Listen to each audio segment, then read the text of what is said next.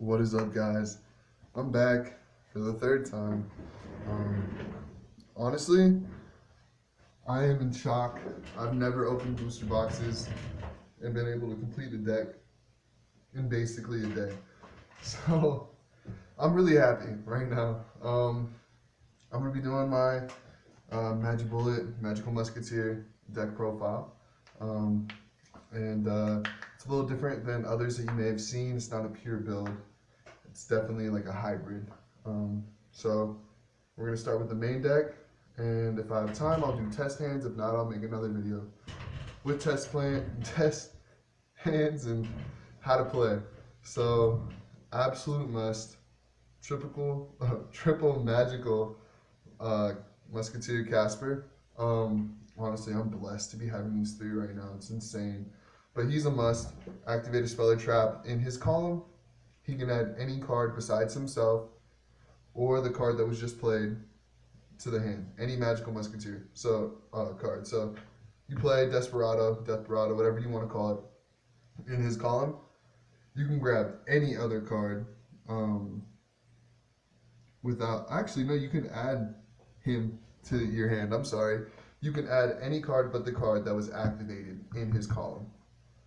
That's a Magical Musketeer card. So he's the cornerstone of this entire deck, sort of like the Shadow Mist or the Oviraptor, Solar Oviraptor. Next, triple Magical Musketeer Kid Brave. Activate a card in his column. You ditch a card out of your hand. You draw two cards. It's a cost. So you could get Ash and just lose a card, but he's great for card advantage. He's the strongest out of the 3 stars with 1600. Next is Magical Musketeer Doc. I only run 2 of him. Activate a Speller Trap in his column. You can add any Magical Musketeer card from the grave back to your hand. So if you use, once again, a Desperado or a Last Stand, say it's a Desperado, you can add any card from the grave that's not Desperado. So he's a great recovery card, 1400. His effect isn't as useful as these two, so I only run 2 of them, and he's a Ties of the Brethren target. Next is going to be triple Honest to back my dude up, all my dudes up. So 2 Duelist Saga and 1 Premium Gold. I run the Premium Gold even though people don't like it because it was my first Honest. So I'm going to keep him. You can do some amazing plays with Honest in these guys. Basically, your defense is your offense when it comes to this deck.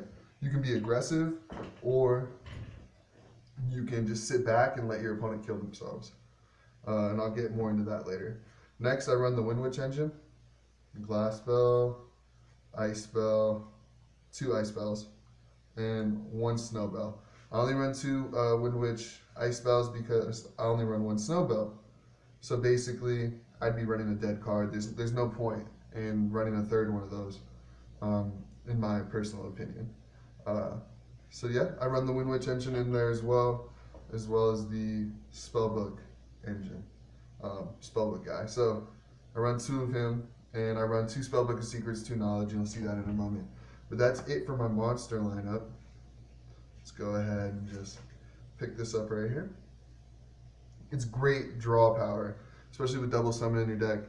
And this guy, and you got a Kid Brave, you're going to get the cards you need in hand. And you're thinning out your deck. Cross denomination for spells. Run 3, best spell.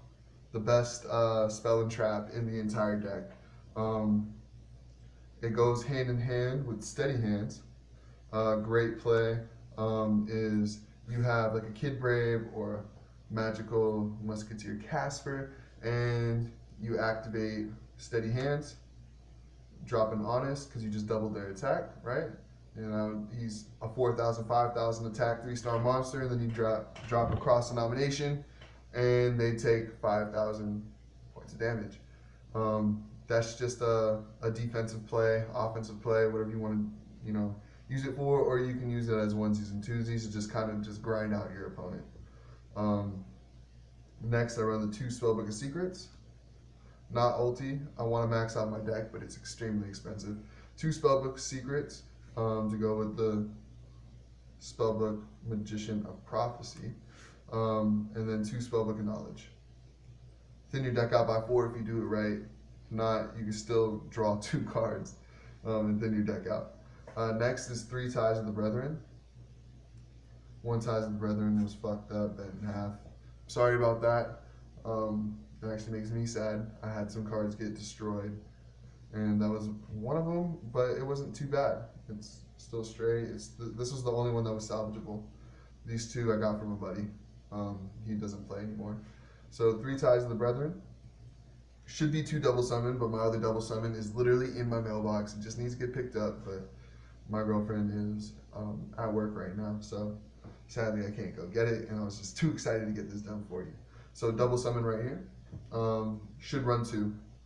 It will be 2, and it just helps get your plays off. You get 2 normal summons, so if you're warning, you're not screwed over. 1 Pot of Desires for more draw power. People don't like this card. I didn't like this card for the longest time.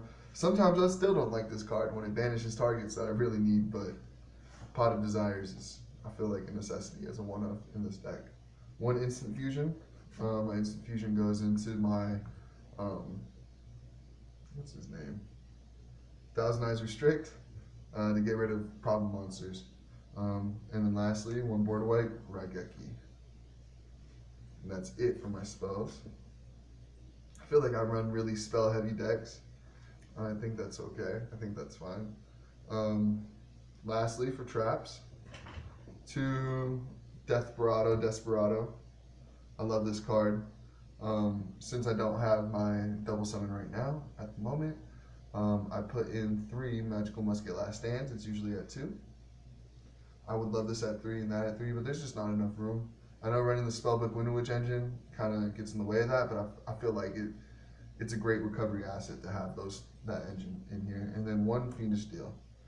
You can always get it back from the grave as long as it doesn't get Cosmic Cyclone when it's destroyed.